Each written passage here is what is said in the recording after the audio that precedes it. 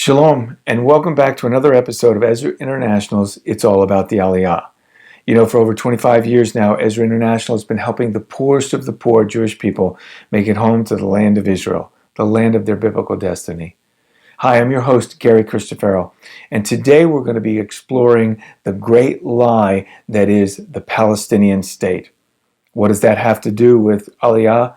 Well, think about the hornet's nest of controversy that has been drummed up since Jewish people have started returning to their homeland. Let me be very, very clear.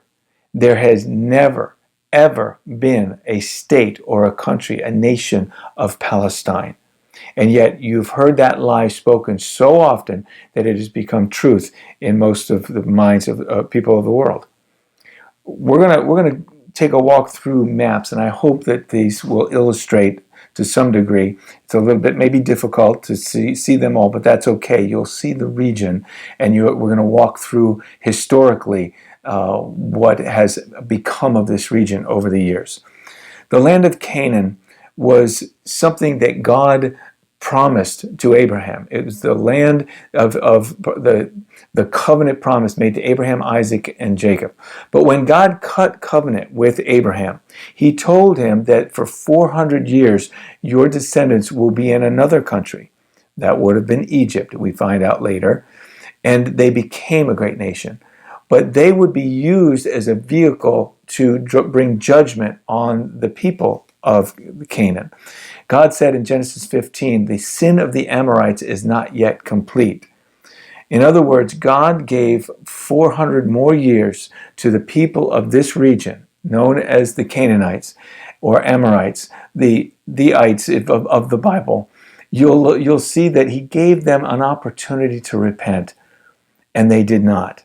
And so Joshua and his army, the Israelites, became the vehicle of judgment that would drive the inhabitants out of this land. Not only were they driving out, they were not only taking possession of what was theirs, promised by God, but they were casting judgment, God's judgment, on the people for their sin. You know, a friend of mine, a Jewish woman who takes a lot of flack for her defense of Israel, was told by a friend that if Israel should be in the hands of the Jewish people today, why is it that they have to fight so much? Why is it so hard? And I told her, listen, it's no different. What was the first thing that Joshua had to do, even though this land was promised to him by God and to the people? What was the first thing they had to do? They had to go in and fight. And it's no different today. In order to maintain, to hold on to the land, they have to fight. We're going to take a look as through history, this region changed shape a bit. Currently, in this time, this map, you see in the red the land of the tribes of Israel. Along the Mediterranean Sea, here's the Jordan River. You recognize this land as the land of Canaan, and you have the tribes of Israel taking possession of the land. And then during David's reign, you have him expand that region further out. It expanded from the Sinai Peninsula, what we know is today as Saudi Arabia, through what we know as modern-day Jordan and Syria and Lebanon. And under Solomon's reign, their economic influence reached all the way to the Euphrates River. You see, so this is the Jordan River here, both the east bank and the west bank of the Jordan River in the hands of the Israeli Empire. Okay, I'm being specific about my language there, and as you'll see later why that is important. Now, very important to note also, this region right here is the land we know, or the region we know today as Gaza. It was then known as Philistia, or the land of the Philistines, the perpetual enemy of the Jewish people. And during the reign of these kings and far beyond, they never fully defeated the Philistines. They were always there to harass them. So that region here, known as Philistia, and that name will be rebirthed one day. Important, I'm pointing this out for a specific reason. Because during the Roman Empire, once again, we have the Jewish people living in their homeland, but is now a province of the Roman Empire known as Judea. Judea after the tribe of Judah, or Yehudi in the Hebrew, and where we get the word Jew from. But note, Rome, the capital, Judea, a region within the Roman Empire. No state of Palestine here. This is still, and the Jewish people have been in this region for over 3,000 years, perpetually, since the time of Joshua, still through today. Okay? So, one of the things that has helped perpetuate the lie of Palestine has been the deception has been so thorough that you will find maps in your Bible, like this one, that say Palestine in the time of Christ. There was no such thing.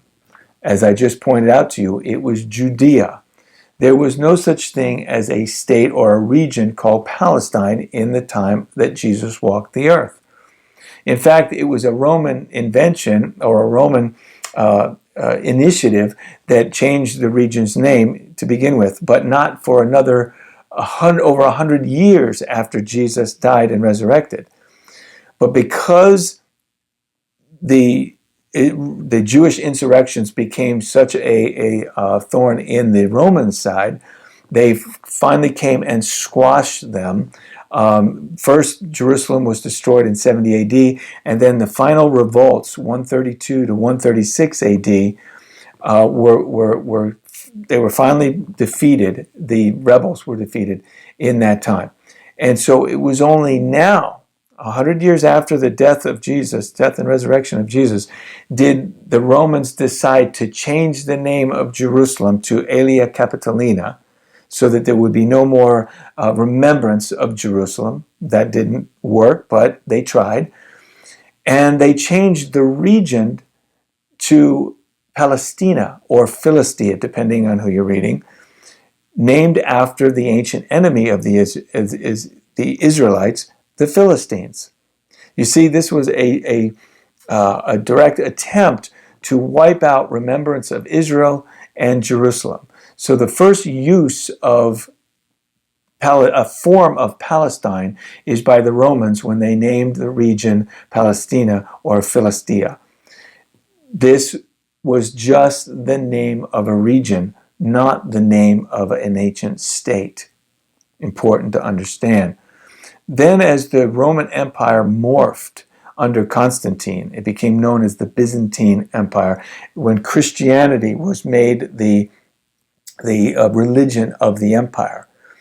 Once again, we'd see no Palestinian state. In fact, Constantine changed the name back to Jerusalem, as you can see here, and he moved his empire, his capital, from Rome to Constantinople, actually Byzantine, but he changed Byzantium, but he changed the name to Constantinople because he was such a humble guy. He named the capital of the Roman Empire Constantinople. He did not change the capital to Jerusalem. No one ever did. No one who was in control of this region ever made Jerusalem their capital except for the Jewish people. Okay, that's important again to understand. Now, the Byzantine Empire lasted for another 1,000 years. From the time it was known as the Roman Empire, then we have it basically being called the Byzantine Empire, and it lasted another 1,000 years. And then it fell to the Ottoman Empire when Islam began to spread its tentacles across the region. But again, no Palestinian state. In fact, here's a depiction of the Ottoman Empire, and the most important cities in the Ottoman Empire were Mecca and Medina. In fact, Jerusalem is mentioned in the Bible over 800 times, but not once is Jerusalem mentioned in the Quran. Not once. You will find English Bibles today, if you look in Surah English Qurans today. In Surah 17, verse 1. If you have one, look it up. I have them. I have had two for study purposes. And in both of those English versions of the Quran, I found Jerusalem either in brackets when mentioning the far place in Surah 17:1, or in a footnote.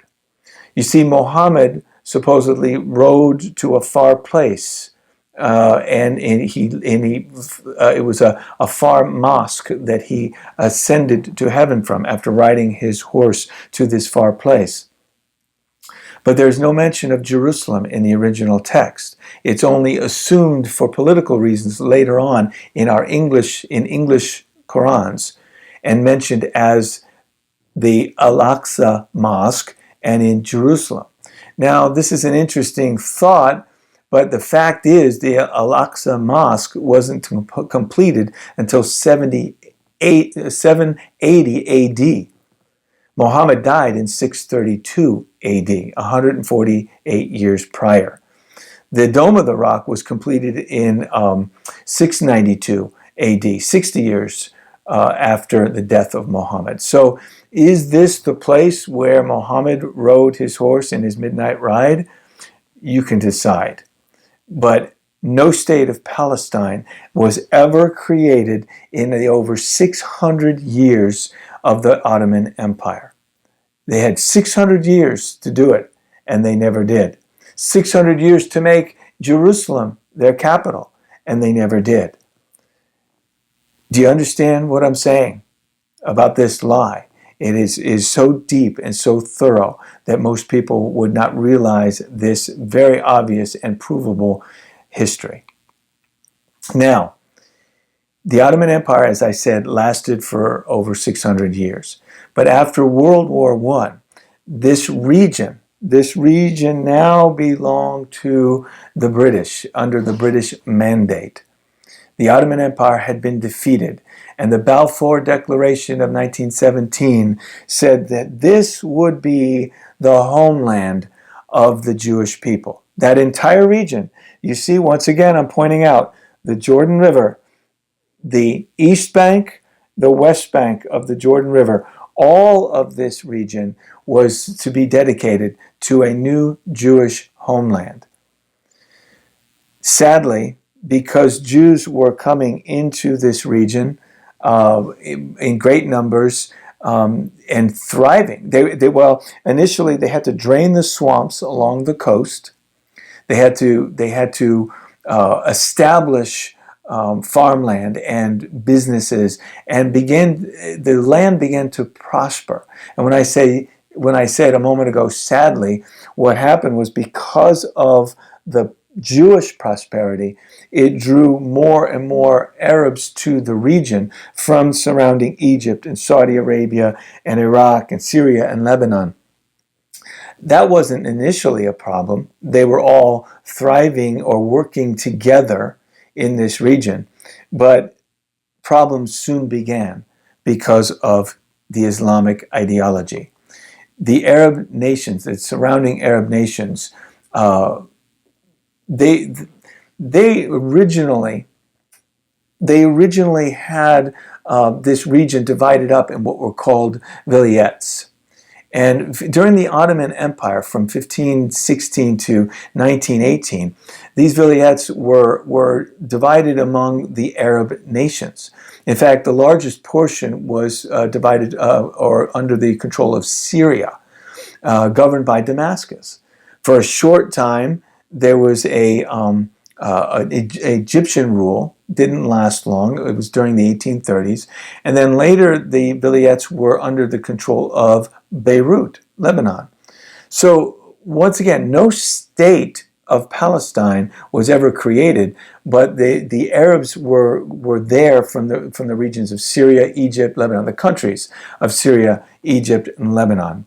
These Arab peoples were in the region at the time that the Jewish people were in the region, and the Jewish prosperity made more of these people come. Okay, I just wanted to make that clear. There were Arabs in the area. Mark Twain said he rode through the region and found very few people for miles and miles and miles. But yes, there were Arabs in the area, but they were sparse. They were far and few between. But they did mingle in that region for many years. But the ideology of Islam caused many to riot, to fight. Terrorism sprung up, and the Jewish people then were having to fight for survival, and the British grew very weary of these skirmishes, terrorism and fights, riots, and they had to do something. But we'll take a break right here, and we'll come back and we'll explain more of this history in just a moment. See, I will bring them from the land of the north and gather them from the ends of the earth. Among them will be the blind and the lame, expectant mothers, and women in labor. A great throng will return. Jeremiah 31:8. Ezra International has helped thousands, like Olin the Blind from Ukraine and Giergu from Hungary. Little Vadim, who is going blind, is now getting the help he needs in Israel, thanks to Ezra International. Jewish families around the world hear the call to return to their homeland. Their prophets foretold long ago that the return to Israel in our time would be a miracle, and it is greater even than the exodus from Egypt under Moses. The prophets also foretold another calling for our time, to the Gentiles, to those of us from among the nations. It is a call that Ezra International responds to each and every day by providing humanitarian aid to impoverished Jewish families. You can answer that call too. A gift of only $30 per month for a year can help Ezra International and return a poor Jewish person, restoring them to the land of their promise. Call the number below or visit EzraInternational.org and give your gift of hope today. Okay, before the break, I was telling you that riots were breaking out. Terrorism was occurring in this region. And as you see on the map today, now this map now, a moment ago I showed you this entire region was mandated for the Jewish homeland. Because of the Arab riots, the British colonial secretary Winston Churchill, you might recognize that name, at the time published what was called the White Paper. And in 1922, he limited the immigration of the Jewish people into this region, which later became disastrous for those who were trying to escape the Holocaust, by the way. But also, what he did was created an Arab state, now known at the time as Transjordan, today's Jordan.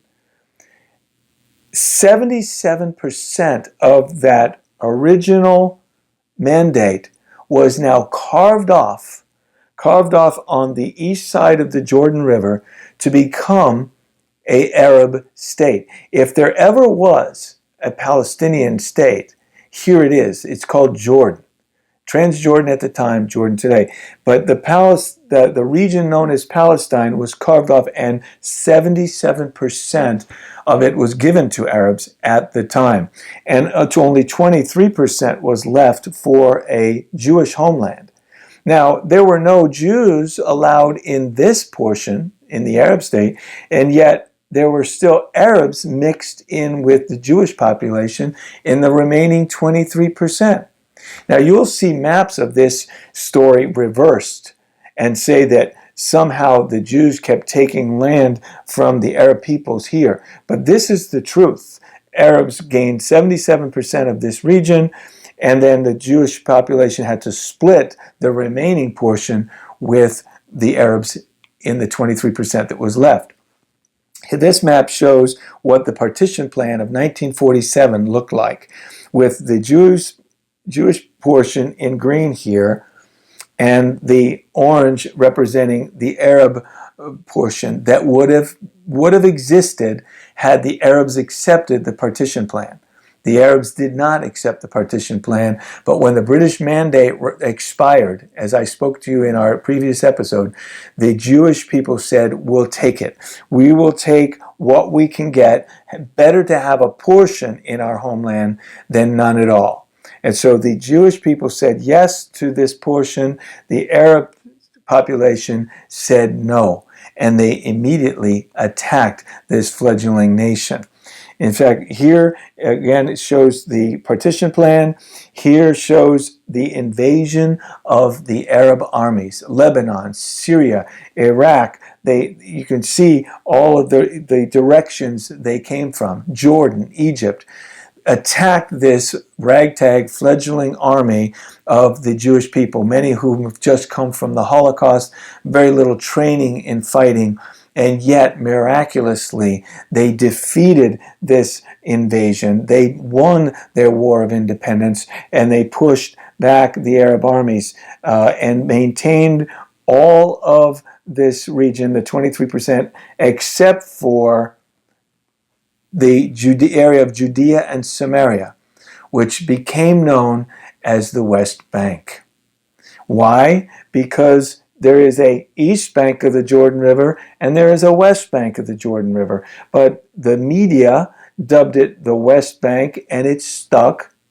And people only know the region as West Bank, but it is the biblical heartland of Israel. It is Judea and Samaria.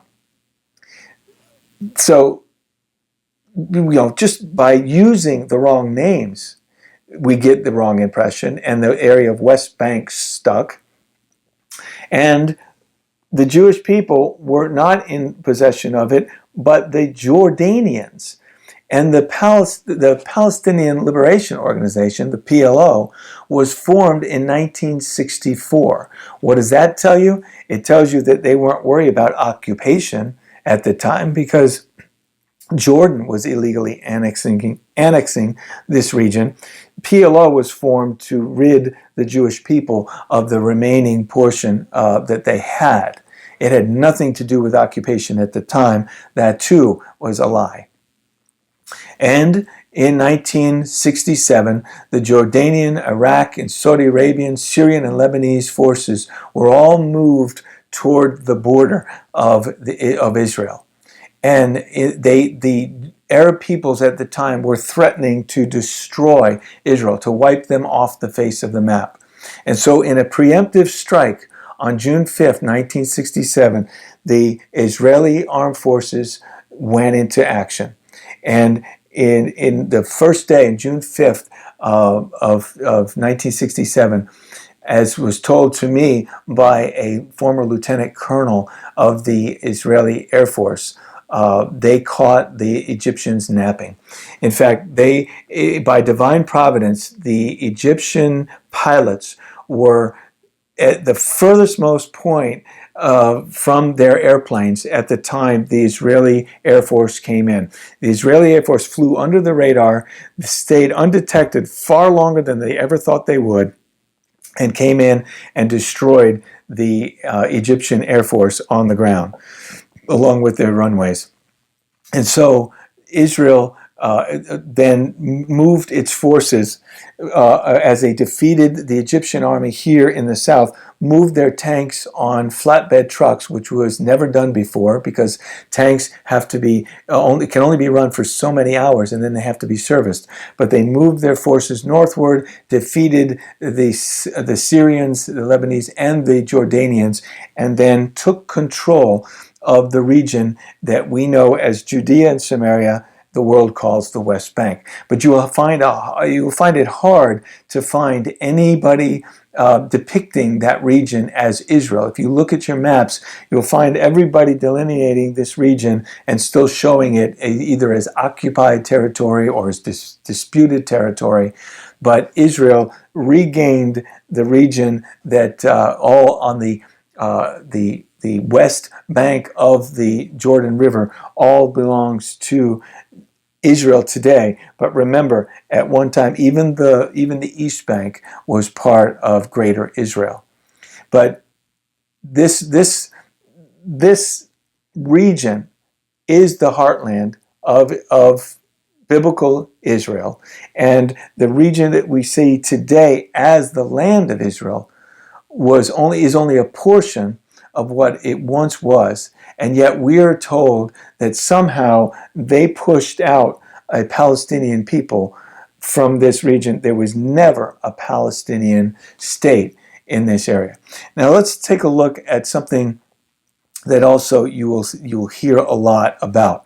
That you will hear that this dispute is all about land. That it's all about this tiny piece of land, and if it would only be in the Arab hands, there would be peace in the Middle East. And Israel is depicted as some type of giant in the region, Goliath, versus the tiny, David that now has been. The roles have been reversed, and the Palestinians are somehow the David versus the mighty Goliath. But look at the Arab world compared to little old Israel. If it wasn't in red, you wouldn't be able to even make it out, I'm sure, on camera. This is the other lie that has been told to the world, that somehow that this is about land. This is not about land. It's about who God is. And just while you're looking at that map, I want to turn to Deuteronomy and listen to God's words regarding the choosing of this people and this land. Deuteronomy chapter 7, verse 6 says, "For you are a holy people to the Lord your God.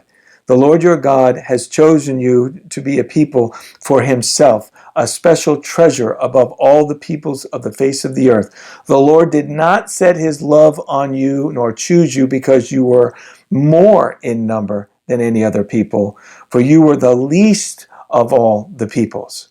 But because the Lord loves you, and because he would keep the oath which he swore to your fathers, the Lord has brought you out with a mighty hand and redeemed you from the house of bondage, from the hand of Pharaoh, the king of Egypt." He brought them to this land, not because they were great in number, but because they were small, and that he would receive all the glory for the mighty miracles. And he today is receiving all the glory for bringing them back to this land through the regathering of the Jewish people in these final days.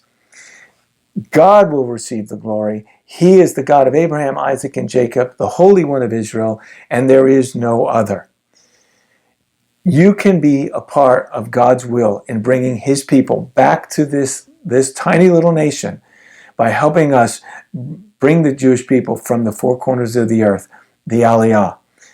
Go to our website, check out how you can become a part of it, and you too can join God's purpose on the earth to bring about the restoration of the land of Israel, to prove to all the world that he is the one and only, the true God. He's doing it through his tiny people, his tiny nation. He's proving to all the world that he is faithful and he is true to his promises. He's true to his word. God bless you. Shalom. We'll see you again next time.